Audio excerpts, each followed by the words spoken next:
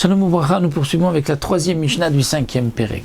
La Mishnah va nous enseigner un din ici un peu particulier concernant l'interdiction de ne pas mettre d'obstacle à un aveugle. Ce din de ne pas mettre d'obstacle à un aveugle s'applique même lorsqu'on doit faire attention de ne pas faire fauter quelqu'un, si à cause de nous il risque de fauter. Il y a une halakha qui est rapportée donc, dans ma Masechet de Maï, qu'on ne peut pas vendre des fruits,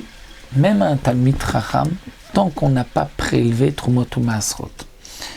Les Chachamim ont eu peur que celui qui vend va oublier de dire qu'il n'a pas prélevé, et celui qui achète va se dire, bon, certainement qu'il a prélevé, il va manger sans avoir prélevé Trumot ou Maasrot. Ça, c'est lorsque nous avons des fruits, et qu'il y a une obligation de Trumot ou Maasrot, on ne peut pas les vendre. Et la Mishnah va nous parler ici de quelqu'un qui veut vendre un champ, où sur ce champ, il y a des fruits rattachés. Donc il n'y a pas encore d'obligation de Maasrot, mais les fruits sont mûrs. Alors Loïm Kor Adam et Perotav, la Mishnah dit un homme ne pourra pas vendre ses fruits, c'est-à-dire il ne pourra pas vendre un champ où il y a des fruits, Mishe Baoleonata Maasrot, à partir du moment où les fruits sont mûrs, sont arrivés au stade de Maasrot. Ils ont suffisamment grandi que si on les coupe, si on va les cueillir, il y a une obligation de Trumot ou Maasrot, donc ça on ne pourra pas le vendre à qui? Les Mishenon Eman la Maasrot, à celui qui n'est pas digne de confiance, qui ne fait pas attention au Trumot ou Maasrot. Pourquoi? Parce que il risque donc ensuite de les consommer sans prélever Trumot ou Maasrot. C'est un peu lui apporter un obstacle, lui causer qu'il va donc les manger sans prélever le Maasrot. Mais si on sait que cette personne fait attention, là on pourra lui vendre, puisque certainement il fera attention de prélever Trumot ou Maasrot. De même, Velo Bashviit, le Mishu Chashud à la Shvit, on ne pourra pas vendre un champ pendant la Shemitah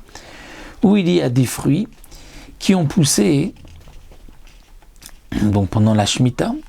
à celui qui est Chashud à la Shvit, c'est-à-dire de ne pas faire attention, de ne pas respecter toute la halachot de la Shemitah, parce que là encore, étant donné que sur ces fruits il y a la Kedushat Shvit, donc il y a des dinim particuliers, je ne peux pas les vendre.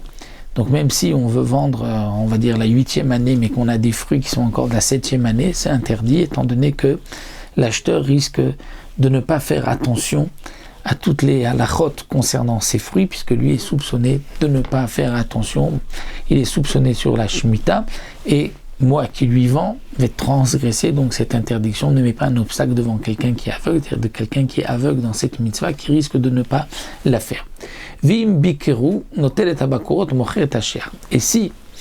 le champ que l'on veut vendre, il y a des fruits qui sont arrivés à Onot HaMaasrot et il y a des fruits qui ne sont pas arrivés, eh bien je peux enlever les fruits qui sont arrivés à Onot HaMaasrot, donc qui sont mûrs, et laisser les autres et lui vendre le champ, le reste, puisque lorsque je lui vends alors que les fruits ne sont pas encore arrivés à Onot HaMaasrot, là on considère qu'il n'y a pas de lifnei hiver, étant donné que ce n'est pas immédiat, donc c'est seulement lorsqu'on est arrivé à Onot HaMaasrot qu'il y a là une interdiction de vendre, mais pas avant. Donc s'il y a une partie des fruits, il suffira donc de cueillir les fruits qui sont mûrs ou qui sont déjà aptes à être mangés, on a Maasrot, et laisser les autres, et ainsi il n'y a pas de transgression.